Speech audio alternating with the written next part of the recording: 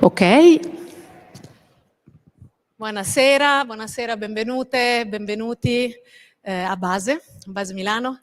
Grazie per essere così numerosi in questa giornata per noi importante, perché da oggi inizia un programma pubblico che si sviluppa durante tutta l'annualità, un programma a cui abbiamo dato questo nome, Fare Parentele, per dare rilevanza alla necessità di inventare nuove forme di relazione tra umani, viventi, più che viventi, altro che organici, altre intelligenze, altri mondi. All'interno di questo programma abbiamo incontrato un compagno di viaggi, una compagna di viaggi, che è stata curiosa, interessata e disponibile a supportarci, e ci tengo subito a ringraziarlo. Un grazie speciale va a Felicia. Che cos'è Felicia? È un brand, ma è un brand particolare perché non rappresenta solamente una pasta biologica sostenibile, ma è un brand che ha accolto il fatto di legarsi a una tematica complessa, difficile, che non necessariamente avrebbe portato il mainstream, no? Avrebbe portato una notorietà mainstream, ma invece si interroga su questioni che stanno a cuore al marchio stesso, questioni che hanno a che fare appunto con il carbon neutral, modelli di produzione alternativi, la loro identità che ha grande cura verso la biodiversità alimentare. La cosa che mi ha fatto più riflettere nell'incontro con loro è stata quando Maria Teresa Burdo, che è la responsabile CSR Communication, si è seduta con me e mi ha detto: noi abbiamo iniziato sedendoci al tavolo, sedendoci ad una tavola da pranzo. Per noi la tavola da pranzo è abbastanza simbolica, l'abbiamo usata tutto lo scorso anno come simbolo appunto del nostro programma del 2024, e ci siamo resi conto che era una tavola che stava creando esclusioni, perché c'era chi era costretto a mangiare cose diverse, a mangiare appunto una alternativa alla pasta normale, una alternativa alla carne, no? Tutto quello che è altro, invece che immaginare di partire dalle necessità e le sensibilità delle persone più vulnerabili. E quindi abbiamo voluto partire dal non escludere e partire dal convivio come elemento centrale. Quindi per convivere è necessario non escludere. Questa cosa, diciamo, ci ha fatto trovare sulla stessa linea, e per questo li ringrazio per averci accompagnato e per essere qui stasera. Chiusi i ringraziamenti, che però erano veramente doverosi, entriamo nel vivo della serata. Come vi dicevo, ci dedichiamo al fare parentele come evoluzione di questo 2024, che è stato un anno di riflessione sul tema del convivialismo. Convivialismo inteso come strategie, metodi alternativi alla coesistenza, a forme di convivenza che oggi ci stanno strette, all'interno di una riflessione più ampia, che era la riflessione su come stiamo in questa città, su come questa città ci sta stretta, su come questa città ha creato le disuguaglianze, come questa città ha impedito molte volte, molto spesso, che fossimo distanti, e che quindi l'elemento della convivenza si rompesse, si frammentasse, dove l'individuo ha preso rilievo in maniera estrema rispetto alla collettività. Quindi dentro questo rapporto tra individuo e collettivo abbiamo pensato che una parola spesso infantilizzata ma potentissima fosse l'amicizia. No? L'amicizia è tutto quello che è il campo semantico che gira, che intorno a questa parola, la parentela, l'amicizia, parentele non biologiche. Abbiamo visto che le parentele biologiche in questi anni hanno prodotto conflitti, le parentele di sangue non sono state nutrienti per il pianeta. Proviamo a immaginare altre forme di amicizia, altre forme di parentela. Proviamo a farlo non solo come atti simbolici. Molto spesso si dice che l'arte, no, possa portare esclusivamente con sé il simbolo, l'icona, e invece attraverso un'intersezione di progetti artistici, pratiche, processi di coinvolgimento di comunità, di persone che attraversano quotidianamente questi spazi, che sono spazi ibridi per scelta, al cui interno quindi quotidianamente entrano persone diversissime, e solo immaginare come poter parlare a ciascuna e ciascuno di loro è per noi un atto di grande ricerca di parentela. E quindi provare a sfidare le gerarchie tradizionali. Come facciamo con l'incontro di oggi? Perché oggi abbiamo invitato a parlare di questo tema nel modo in cui lei vorrà una delle personalità più fuori dagli schemi, se volete anche irriverenti, provocatorie, critiche e divertenti, se posso, della scena contemporanea internazionale. E ora cambio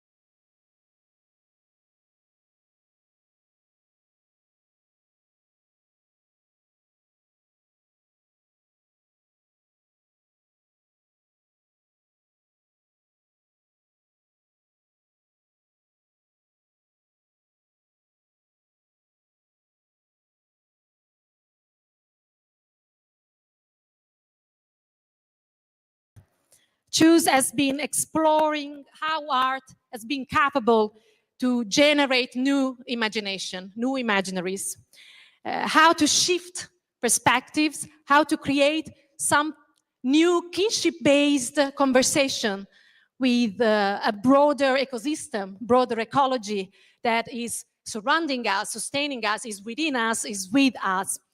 So to begin with tonight, I want to introduce you with a question just to start with, and then you lead us into your keynote speech. And then later on, if you want, we can open a answer and question session. And actually, we would be happy to conversate with you. So, dear Chus, welcome. You've been writing and thinking a lot on how art and culture can foster new relations, new imaginaries, new sense of citizenship, new sense of belonging.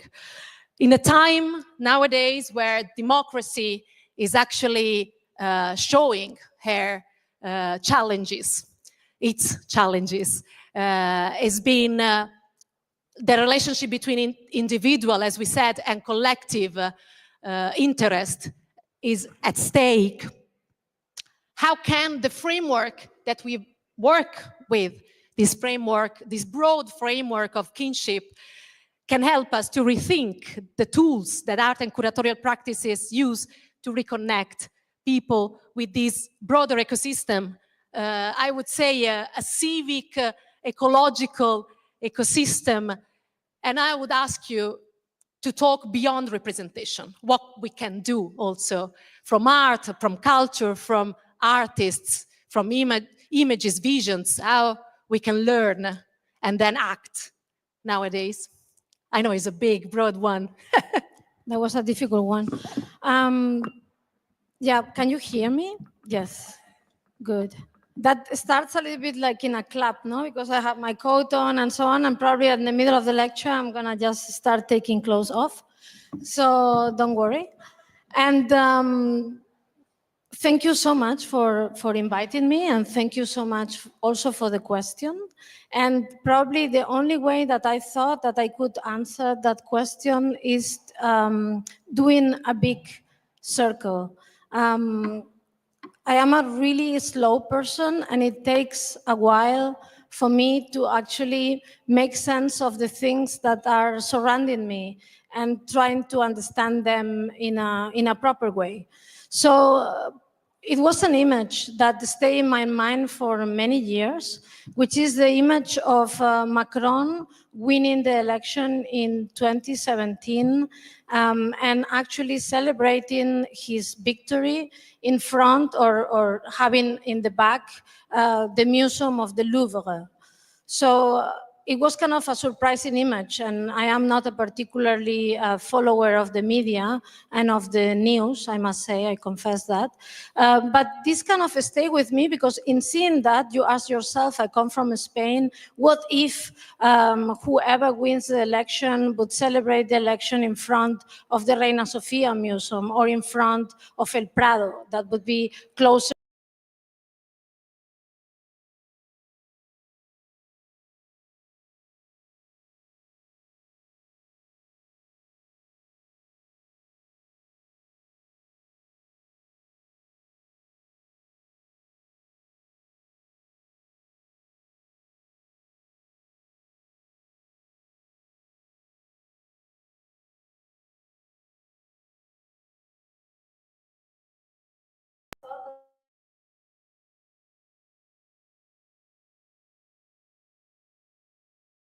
News that the new director of the Louvre just wrote a letter to the Minister of Culture saying that the situation in the museum was absolutely untenable, that the Louvre was looking absolutely crappy, that the fact that the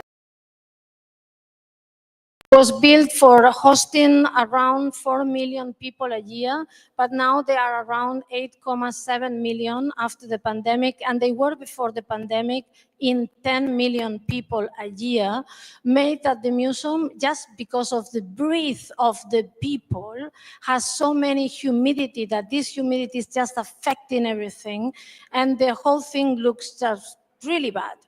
That was a private, quite harsh letter that shouldn't be leaked at all to the media, but as it is, these times the letter appear, let's say, the same day in Le Parisien, which is a newspaper in Paris. And not only it appears, let's say, on the next day, she wrote it on the 28th, but the same day that it appears in the newspaper, the President Macron announced that he would just propose a new reform of the Louvre. So he did a press conference without talking to anybody, not talking to architects, not talking to the director of the museum, but went directly to the museum and assured the director with the press in front of them that this situation that she was denouncing in the letter as a maximum level of urgency is going to change. Somebody in the audience said, how many millions do you need to actually reform the Louvre? And then nobody could answer, but actually the technicians of the museum already filtered a number to the director, and she said around 500 million euro are needed. And he immediately said, don't worry about that. Not only we are going to do a big reform of the Louvre, but we are going to assure you that one of the points of your letter, in the letter she was talking about the big disappointment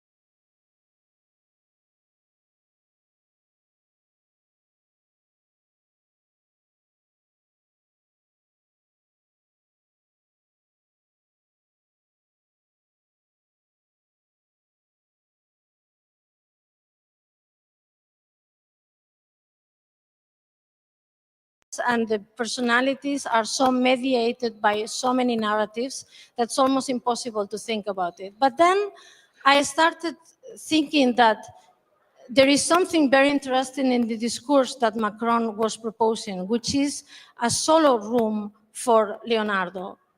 And there is something that started resonating with me, because I've been working with art and nature and the values of communities and the question of finding ways of talking beyond the dichotomies and the polarities of culture and nature, and finding also way of linking human and non-human intelligence that also surpasses the binary in between organic and artificial intelligence that is now so much in vogue.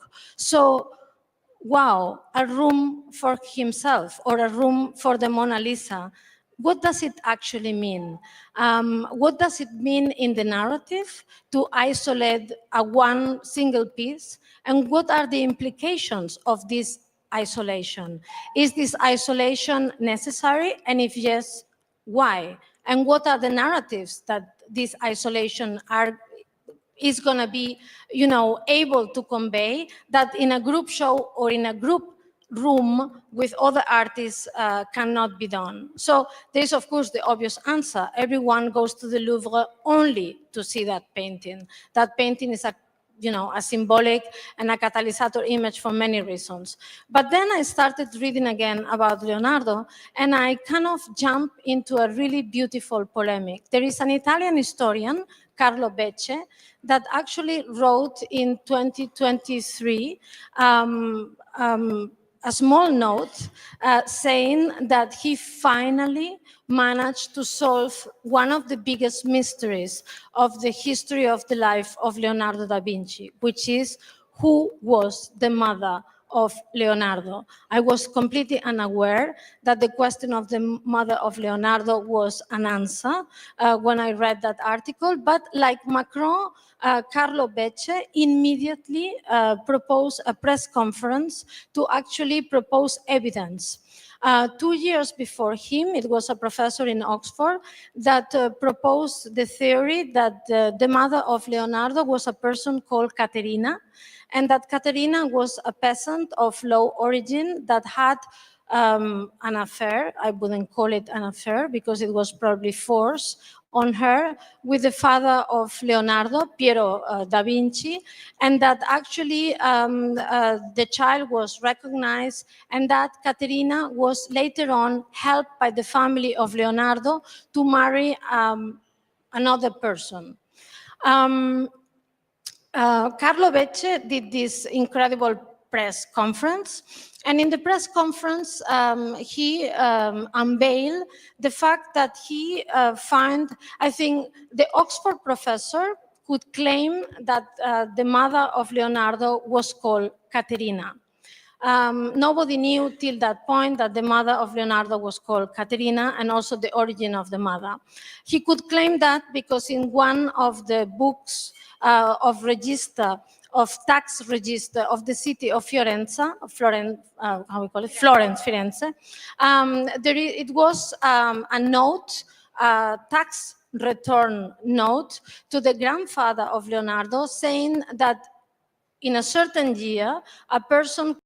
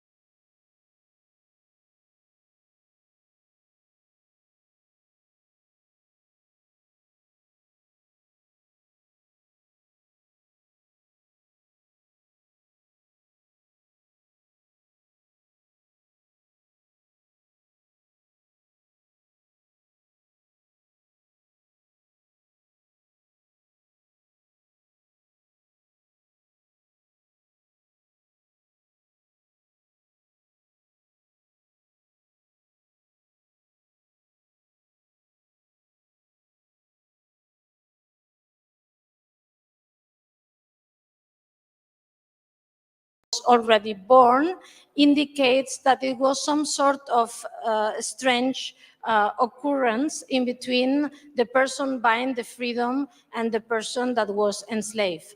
So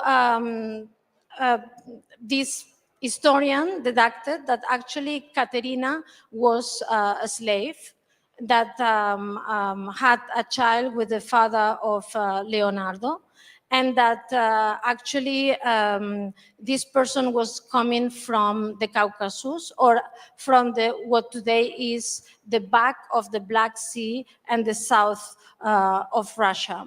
Why?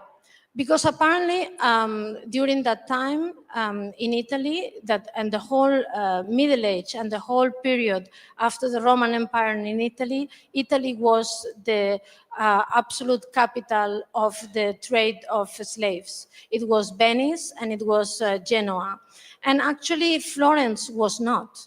Florence was not known for trading with slaves, and very few slaves were living in Florence, but very expensive slaves. So at the time of the birth of Leonardo da Vinci, only 352, sorry for the only, it's slaves enough, but apparently in many other cities of Italy, that was absolutely common to have thousands of slaves, that they were performing labor in many different types. But Florence considers itself a little bit different and has very expensive slaves from a very particular origin, and also conducting mostly domestic tasks. So this person that actually was paid or was given money to marry somebody else, and actually given the right to the child to become the child of Piero da Vinci, was called Caterina. And at the time, all the trading that came from that part of the back of the Black Sea only had this name, Caterina.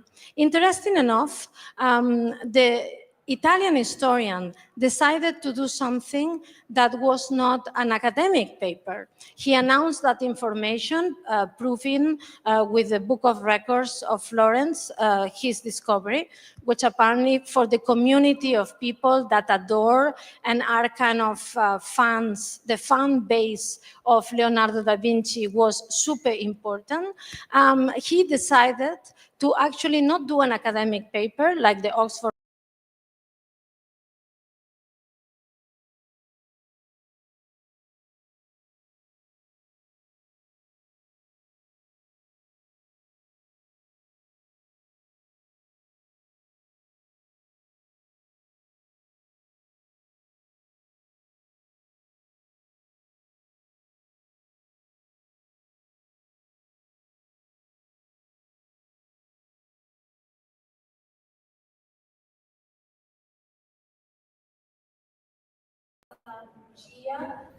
Caterina was from the Black Sea, and there was another name.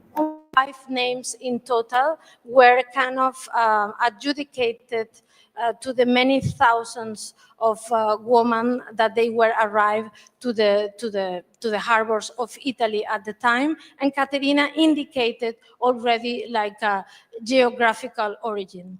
In that novel, he claimed that actually she was a princess that was abducted by the Tartars and was actually traveling to Istanbul. And in Istanbul, she was sold to the Italian merchants, one of them from Florence, and that's why she ended in Florence.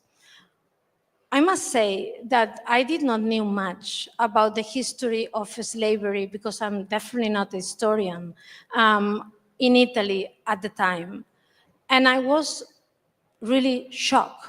I could really not think much, but thinking about the room that Macron was proposing, I think Leonardo da Vinci is very well known for many things. One is because of the myths created by Vasari, the historian.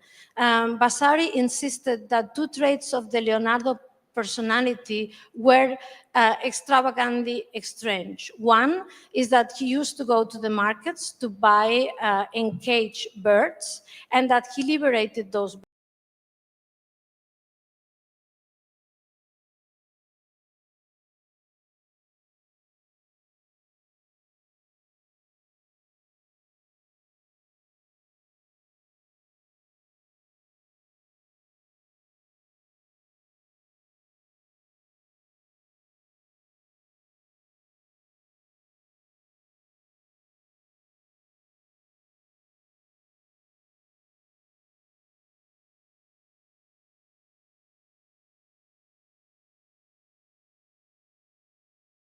is true or not, or can be given already like as a fact.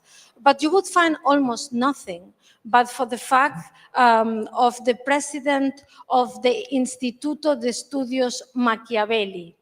The president of the Instituto de Estudio Machiavelli published an incredible article saying that actually in the times that we are living, presenting Leonardo as the son of a slave was only oriented to present Leonardo of less of an Italian, and actually locating all the merits and skills of that person in actually the origin of the mother that was Caucasian and that was coming from somewhere else, but not Italy. So you can, of course, understand how these tones ring. But just for a minute, try to speculate with a room dedicated to an artist that has been born of a slave in the time that everyone is actually dedicating a sort of a kinship or some sort of a worship, to speak better,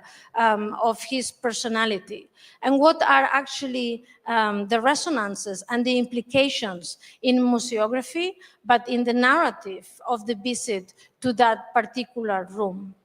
I was also thinking that is so interested why people are actually putting Leonardo in a completely different position than other artists, not only of his time, but other artists in general. And the reason why Leonardo is put in that position is actually because we have a very selective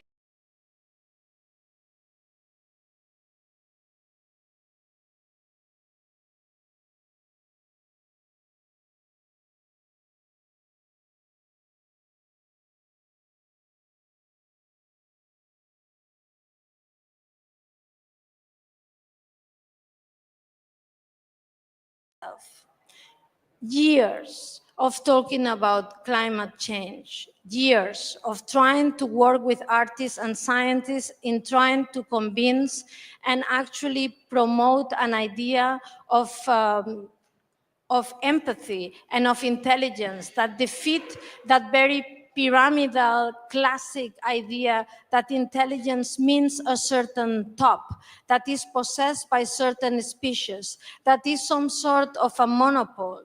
So Leonardo possessed, in a way, the exceptionalism of an unprecedented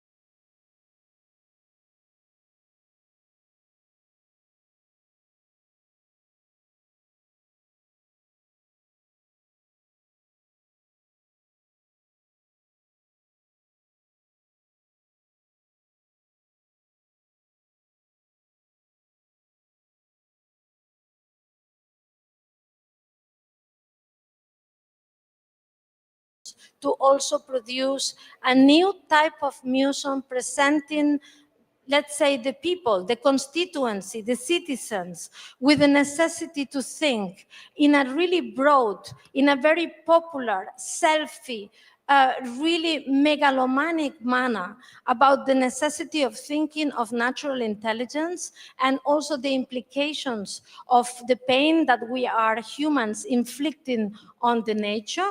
What would be the Mona Lisa room? So the octopus. I think we have been also dedicating an immense amount of myths and an immense amount of energy to also produce an exceptional Leonardo octopus case in nature.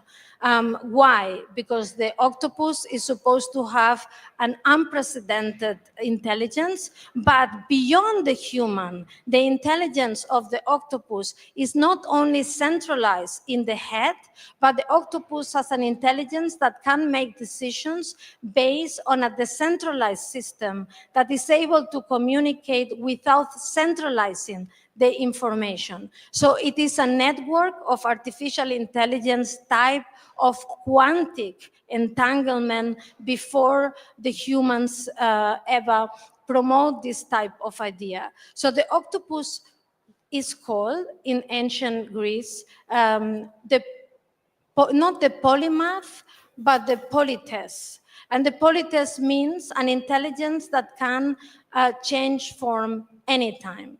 So the idea of transformation has been one that is there and has kind of seduced us in many ways. And on the other hand, we have this enormous amount of desire of simplify it, and simplify it to the point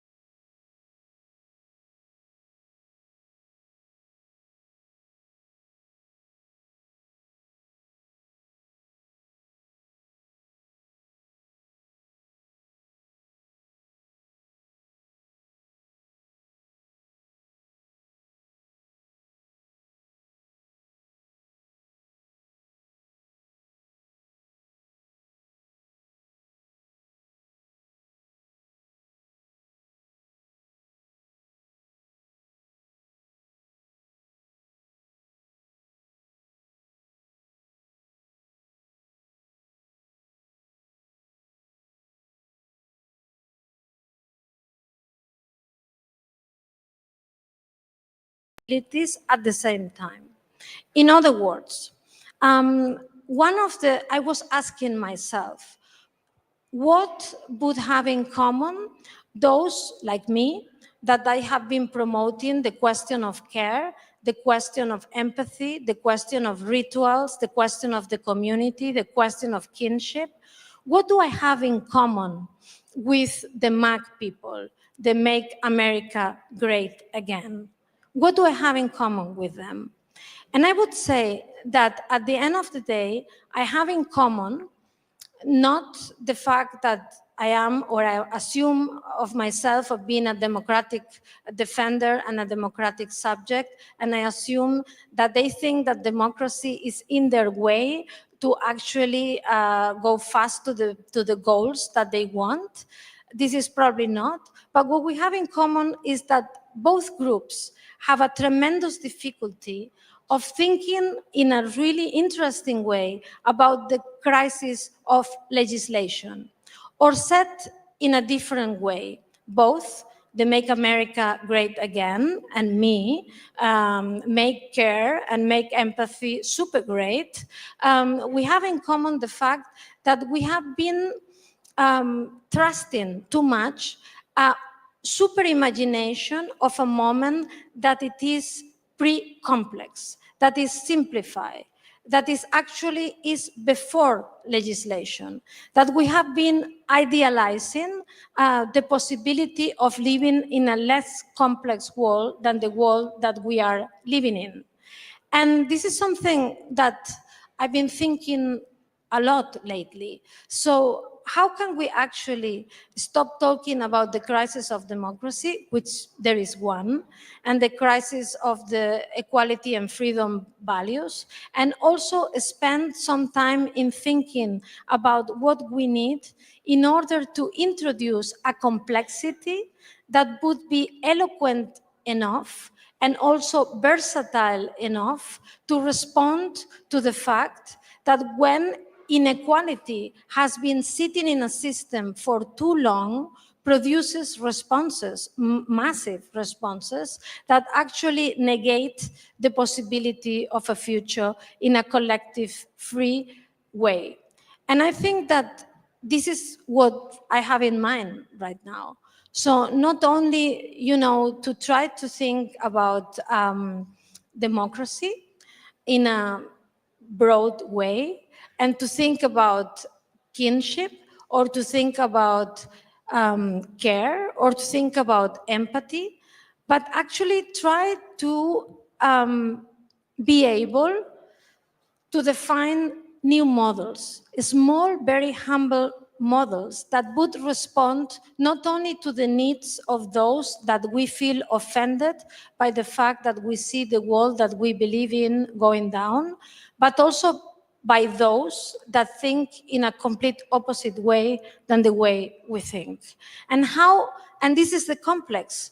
This is exactly the complex problem that we all have in front of us. How to legislate, and by that I don't mean norms. I mean really very interesting thinking about giving rights to everyone and being as diverse as thinking with even those that we really don't agree or even feel with in any way.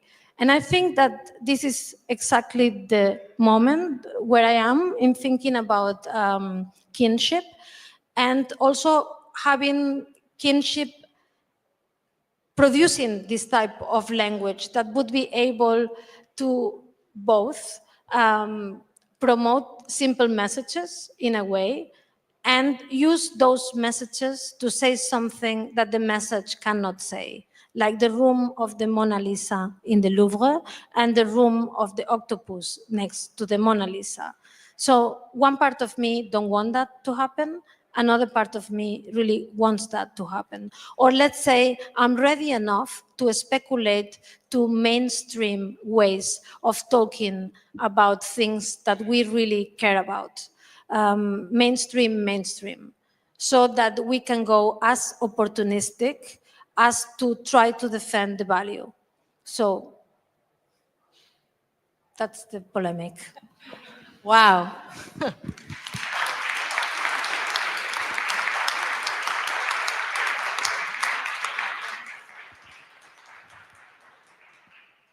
Thanks a lot, Chus, for this circle that you made, this voyage, this travel that you made. Before letting the word to the audience, I wanted to go a little deeper into how artists, curators, or even scientists or other, I know you're meeting Diana Policarpo in a couple of days, so how people around you are trying to kind of set their actions, their agency, even if they start from an artistic practice, an artistic point of view, into this level of mainstream thinking, or even re-institutionalizing, new institutionalization. So I know you, many times in these books, you talk about how institutions should learn from, I make it simple, should learn from other ways, other models, other imaginaries. So do you think artists and artistic practices nowadays are doing what you are kind of aiming for? And who, if you have any examples?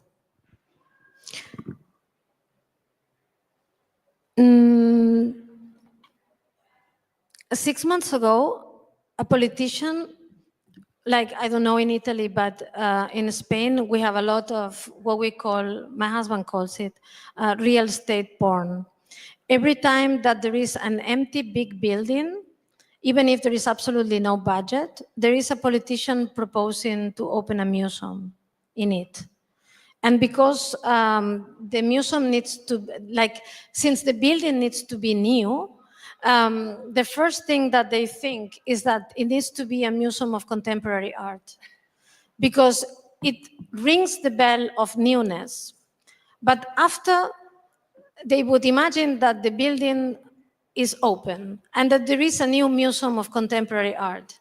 After that exactly moment that the museum is open, they would come with the same pressure as they are putting in every museum, which is the number of visitors. And the fact that it needs to be like the Louvre, that if they have 4 million, they need to have 10.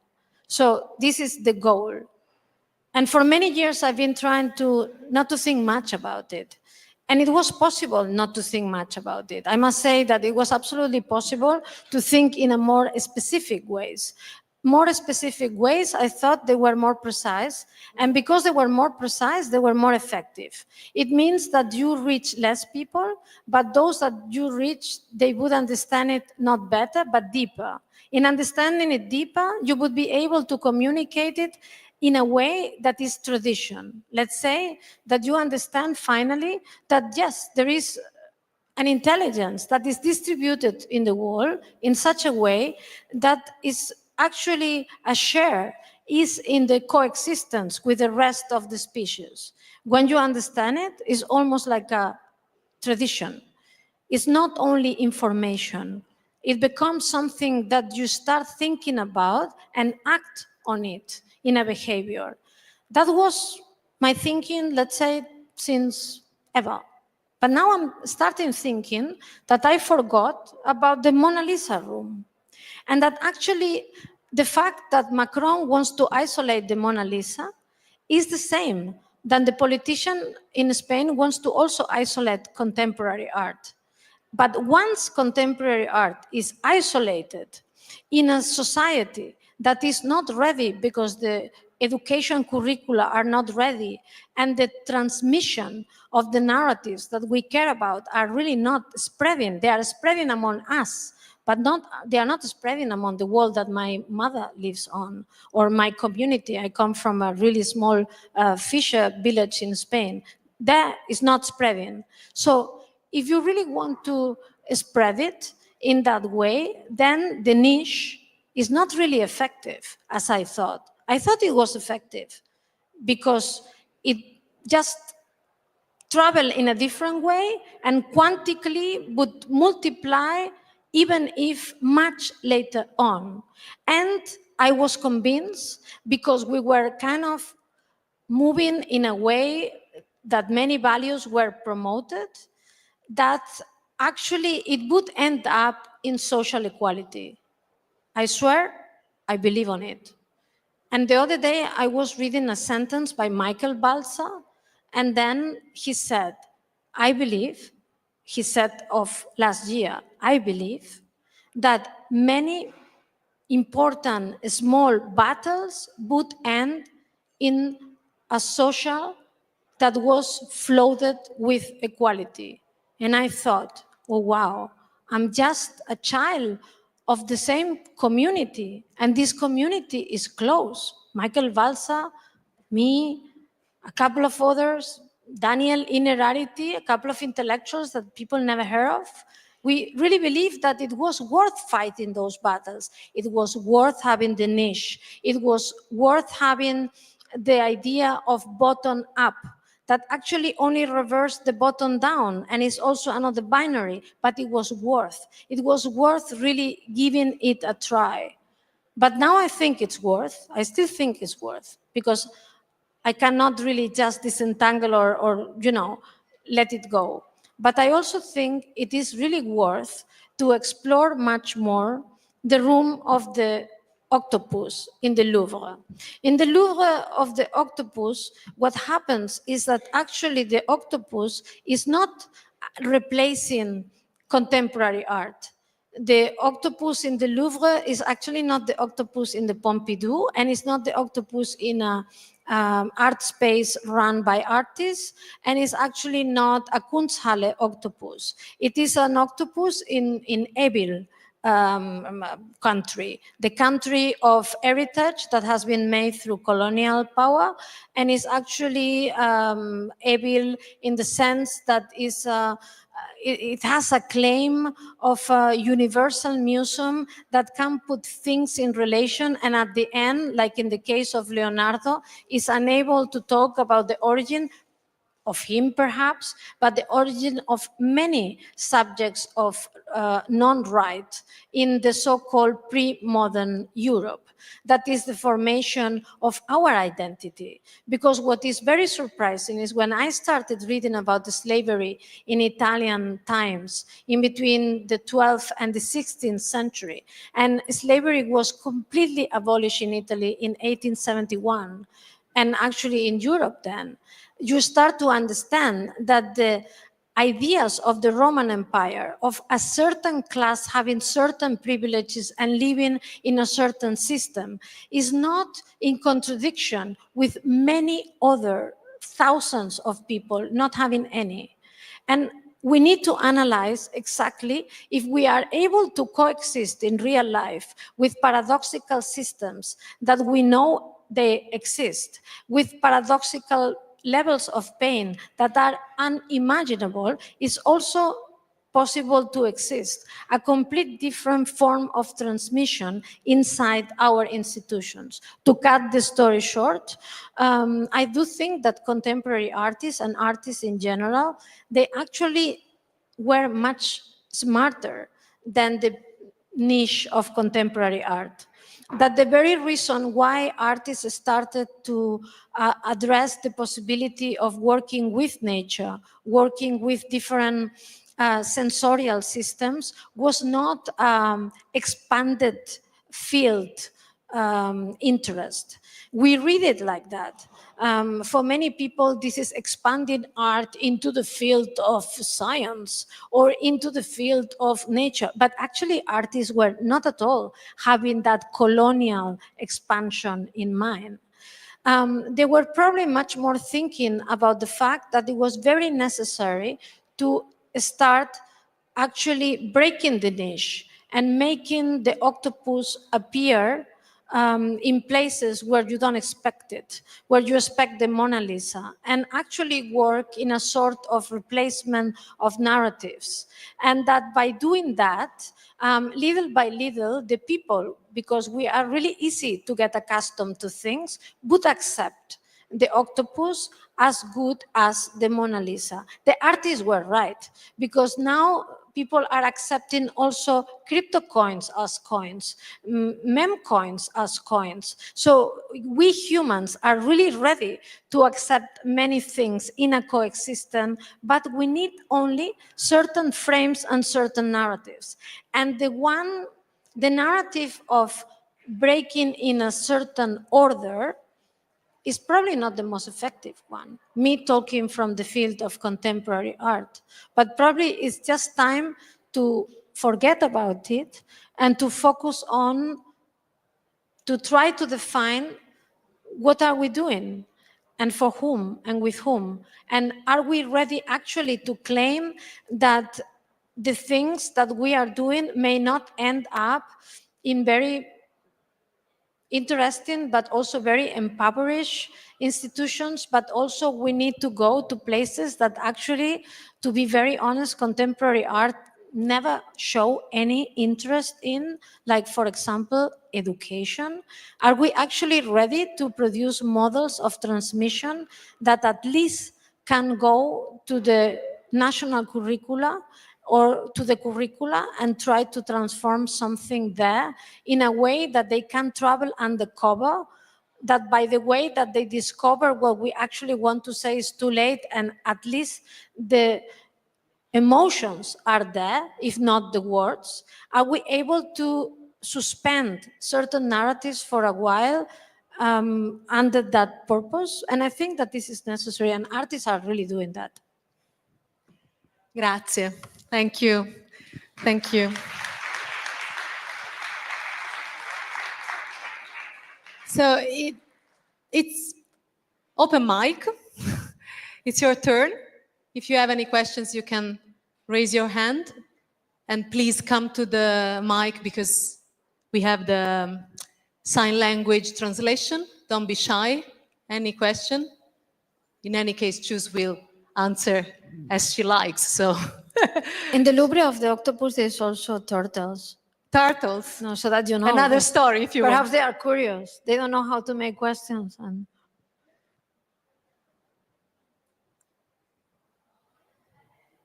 Is there? No. Yes.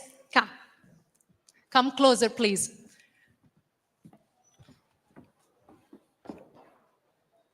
Prego. Just say your name. And Gabriele, thank you very much. Very interesting. Many reflections, many questions, really. Let me try to make one, or maybe a couple. What is for you the main drive behind what you do, what you propose? Maybe also looking at your history, how this has changed, and how maybe a main drive, recognizing the main drive, can really change things towards a more understanding of each other, maybe. And I mean, you also talk about equality and so on, but we are different. We're different because we have an internal world, we experience an external world that also we perceive in different ways. Why is that? Is there a main drive that maybe we can recognize and can help us to see things, I don't mean the same, but in a coherent type of system where it doesn't create division. So the MAGA people, it's not, I don't feel like divided from you, and so what you were saying before. Yeah, I'll stop here. Thank you. No, I think that this is a... Grazie. Yeah, it's a great question. My main drive, very personally, is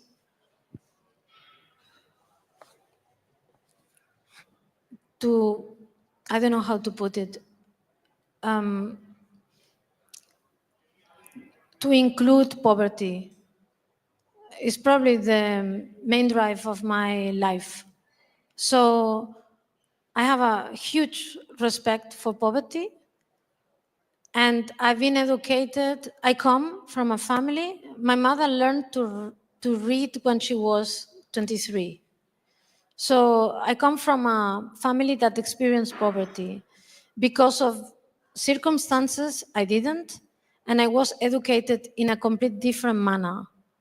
So my education separated me from my community in a radical way. And it took me many years, and I would say many, many years, to accept and understand that my main drive in life is to produce situations and institutions that would include poverty. And I could really talk for a year about how to do it. I really have pragmatic solutions about that. And I think that because we have been designed in ways so far away from poverty, we have the problem we have. Because we cannot, because it's difficult, and I understand it, it's difficult. I experienced that at the university. And of course, I have a very particular idea of poverty because I am a white woman from Spain of a certain time. But poverty has many understandings.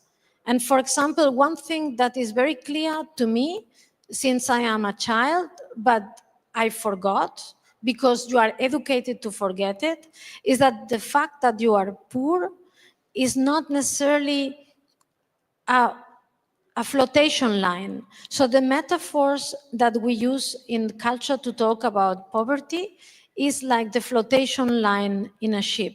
So everything which is above the flotation line is existing and has a dynamic, and it has a content, and it has possibilities, and it has a future.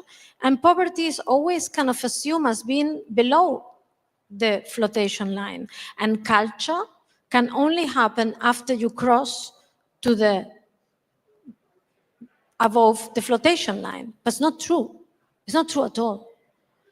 And to understand how the absolute non-understanding and the fact that we have been trying to, for good reasons, we have been trying to separate ourselves from poverty in so many ways, institutionally, administratively, bureaucratically. We try all the time to do this separation, and everything is designed for it. Yeah, that's kind of an obsession. And I do, and probably, I think that the ones that are best equipped to deal with it are artists, or that's my experience. And that's also how I see it. You know, I'm not interested, I think I've been working with art and science and nature and gender, but I'm not interested in subjects. I don't think that these are subjects. I'm interested in seeing in how far are we able to produce systems where we can be more together, but really more together. And that's not only trans class. I'm not talking only about in the Marxist class system, but it's a substance that even if you are lucky to have a different economic, or to belong to a different economic class, it stays with you. And it's a good thing, like my mother. She can live now in a completely different way as she was living when she was a child. But still, it's her heritage and understanding. So this is my drive. And I do think that if we just give it a try, and this is what I am fascinated by reading about complex democracy. And I think that complex democracy does not need to mean cryptic, super, ultra, non able to be practiced democracy, but a very precise form of organization that takes into account exactly that disparity, this inequality that is seated in the system, and we can really not deal. And unfortunately, we are going to be heated by the hate the first. We are hated. And there is a little bit of a reason for it. And of course, I would always defend culture, always. But still, we need to morph. We really need to morph. Grazie. Venite, facciamo le domande. We take two questions together. Is that okay? Thanks, Chris Martínez. I have the question like unfolds because I would like to ask regarding language and semantics. I see that in the world of art, things are pretty sophisticated, especially nowadays, talking about nature. So you go and listen to the interspecies discourses and the non-human, human, non-human, and it is okay. But in your realm, in terms of like parole povere, the poor words in a simple language, you've been like insisting in talking about humility and humbleness. How do you deal with the complexity of language? Just for instance, if an artist would like to make an application for a call, it has to fulfill certain language. So there, how do you work in there? And the second part of the question would be, if you were sitting there with this Mr. Trump, how could you hack him in terms of language? How would you talk to him to change a little bit this very like shield mentality for what regards the environment? We take another one? Yeah. Okay. Hi, hello, and thank you very much for your talk. You sparked my curiosity thinking about this museum of the octopus. And I was wondering if there was to design a museum for the octopus, what kind of shape it would take and how the knowledge transmission would be organized. Because for the Mona Lisa, I can imagine it would be quite pyramidal, like the building and like the other institutions we know. But for the octopus, maybe it's also a chance to redesign this knowledge transmission. And once redesigned, what kind of new value would it give to the narrative of the non-human reign?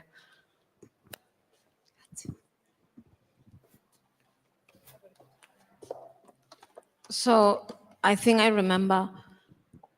Well, the first question is very important because we have been self-inflicting us in our complex of inferiority an incredible language that actually emulates something that kind of died out, which is academia as it was in the 50s.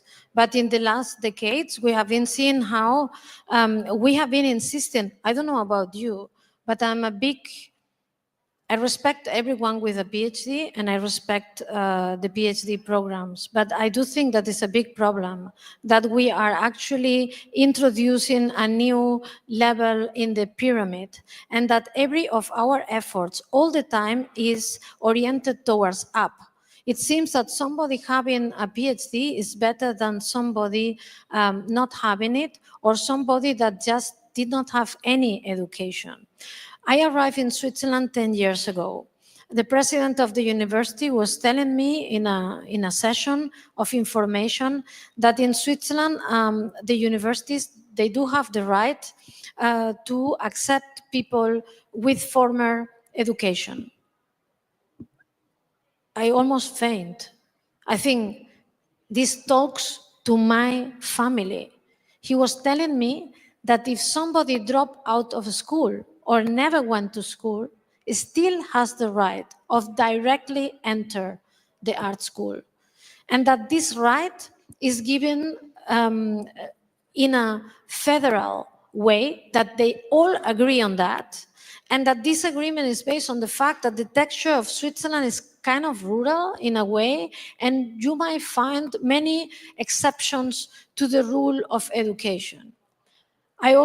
He said that the master that I was about to direct with the school was only formed 4 years ago.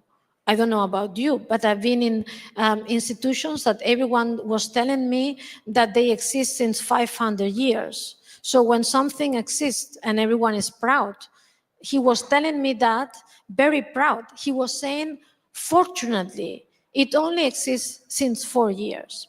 What he wanted to say is that becoming an artist, being an artist, or many other things, not only in the art field, may be okay with only 3 years of being a bachelor, and that actually in the system, the scholarships and the residencies and all the things that you can gain can be already acquired with that bachelor. Because at the end of the day, it's going to be some sort of a personal rapport, and the constituency is what the Swiss call an institution, no, they call it an organization of experts with no cynicism. They mean that we are experts, and if somebody convinces us because we like the work, it's okay, you can do it. And Italy is probably like in Spain, but in Spain, if you don't come with 3,000 titles, even of the courses that you did, cutting onion to do a paella, you are not entering anything. But on top of it, we are piling the PhD thingy on top. So all the time, we are actually replicating what we say we are going to criticize. We had the complex system. It is super complex to actually evaluate when you accept somebody, and you can accept in a classroom of 20, you have the right to accept 4 for sure, and if you want to 7. If 7 people out of 20 would not have a formal education before, in my country, everyone would sublimate saying that the level has dropped and that the teacher needs to drop the level because of the group. Why? It's not true. You can actually invent a way of teaching where the background of the students is not obvious. They did it. So think about it. And the same with the application of the artists and on and on. But I don't see any revolution. Every time that I am in a committee that presents the possibility of having a PhD, everyone prefers to be a count if they were a baron. And they prefer to be a princess if they were a count. And they prefer to be the queen if they were a princess. So, do we have a problem? I do think so. Because I don't think that this is the way at all. So, this is to the first answer. And of course, you are totally right. The language that we need to create to become a queen is a queen language. But actually, we are living in the peasant. We are living in a place that is absolutely not made for queens. So it's a paradox. The second question? If you sit with Trump. I don't sit with Trump. No. No, you are completely right. I'm not going to sit with Trump, or Trump, to be more precise about it, Trump is not going to sit with me. So I would sit with Trump, of course, but what I mean is that he never would. And also, But I think that we need, of course, we need to break in, and it's going to happen because all of us, we need to really start thinking about ways of doing it. But he is just responding to his own.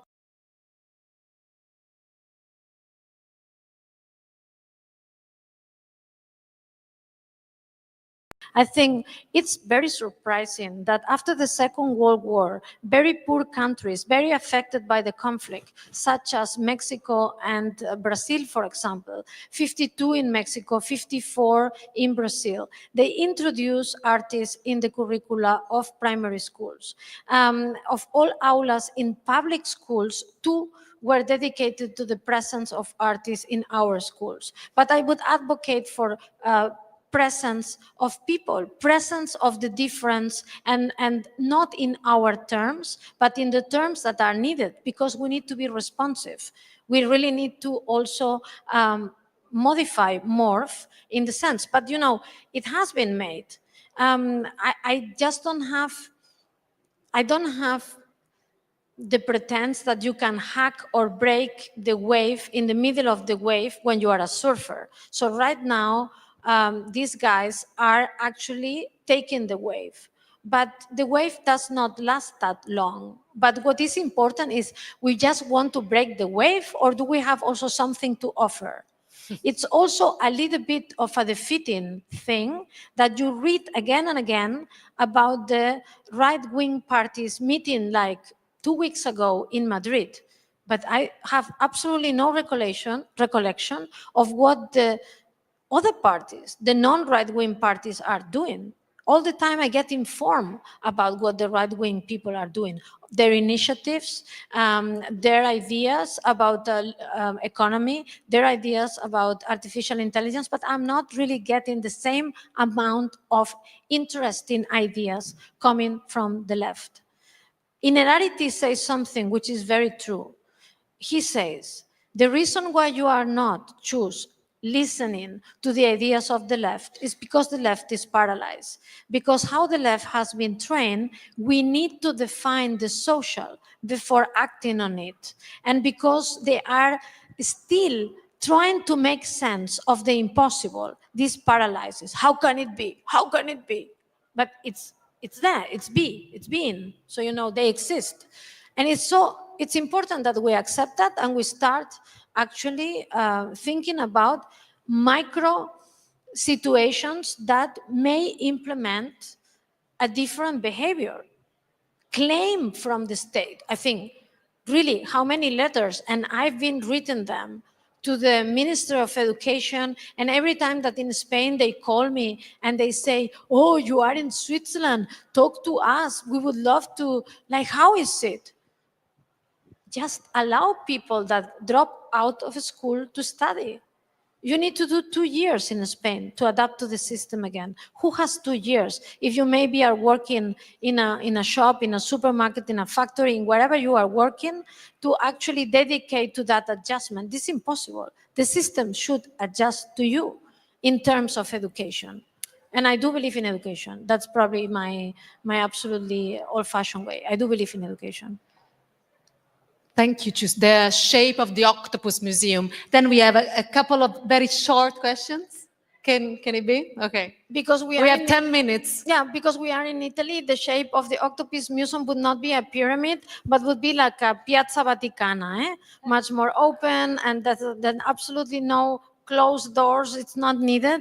Much more like a festival, like a Chinese lantern festival that would go to many villages, and the octopus would be gigantic, but generated with a gigantic lantern or a gigantic projection with the help of fantastic technology to make it present without the need of any particular architecture, but multiply the festivals, multiply the folk fest, yeah. That's the museum. Thank you. The last 2 questions.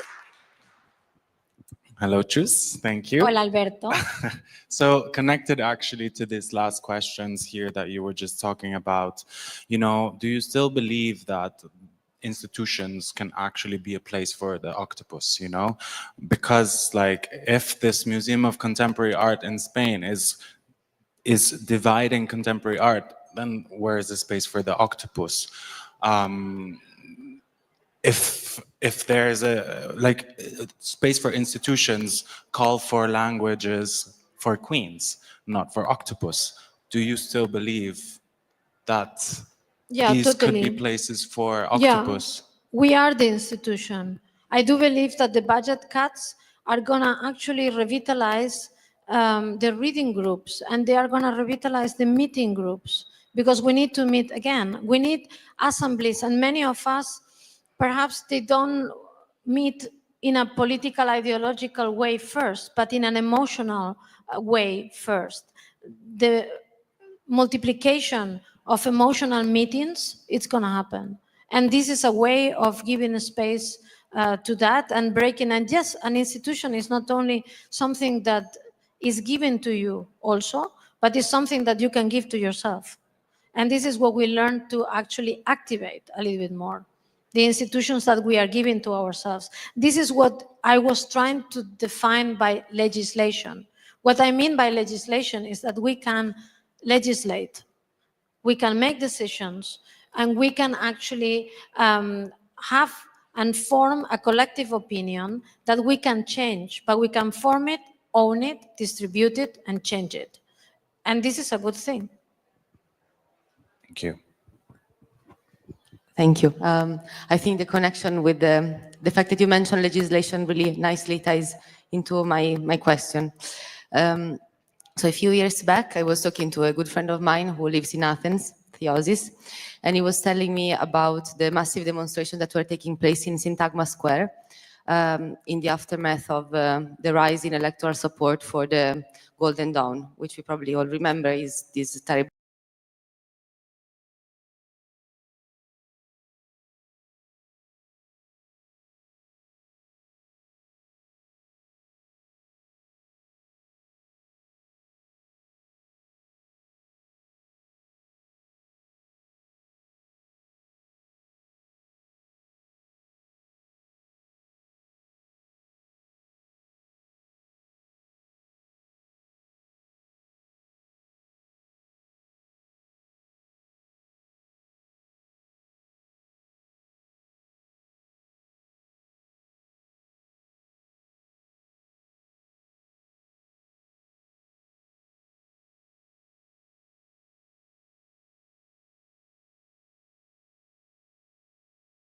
grant a sort of universal coverage, so to say.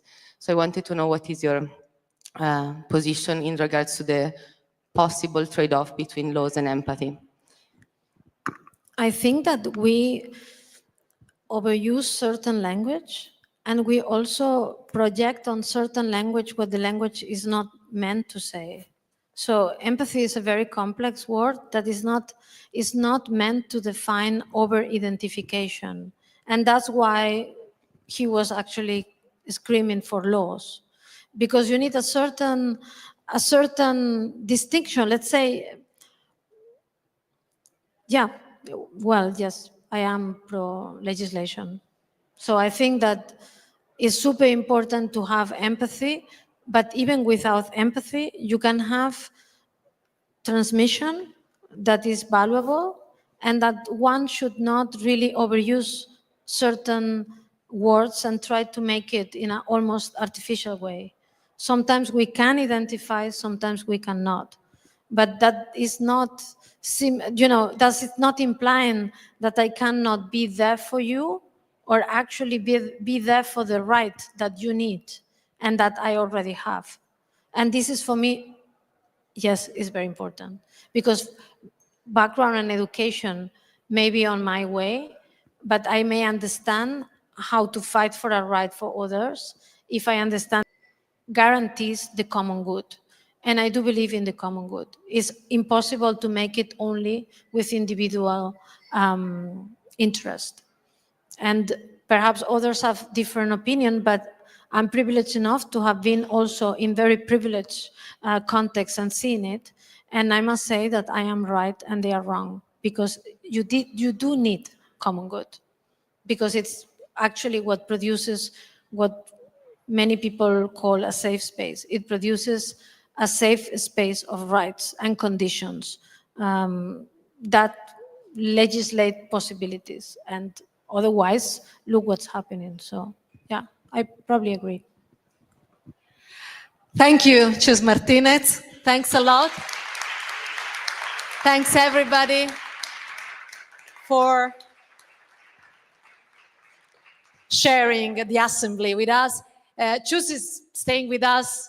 We are having a pasta together in the next door room in the bistro. Felicia is offering the pasta, so we are going to eat together, and maybe we can also discuss together, conversate, and answer to some few more questions. Thanks a lot from BASE, and enjoy the common pasta, the common good. Thank you to